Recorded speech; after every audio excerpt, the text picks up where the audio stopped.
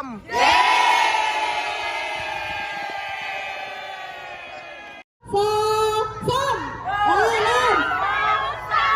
นี้ไวพูดเอาอันนั้นการสั้นได้เนี่ยมาแล้วมาแล้วอันนี้ไวอันนั้นสั้นนะลุก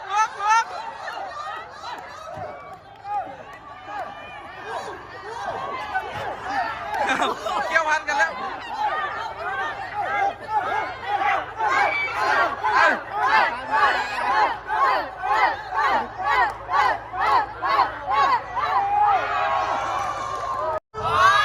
เสียพร้อมมาที่เหลือบอกไว้เนาะโอเคจะได้เป็นกติกาต่อไปเนาะพร้อมเนาะถ้าพร้อมเดี๋ยวจะเริ่มจับเวลาเนาะทีมไหนทำเวลาได้น้อยที่สุดคือทีมที่ชนะนะโอเคอย่าตีกันเน้เอาไกลๆเอาไกลๆโอเคเนาะ1 2 3เริ่ม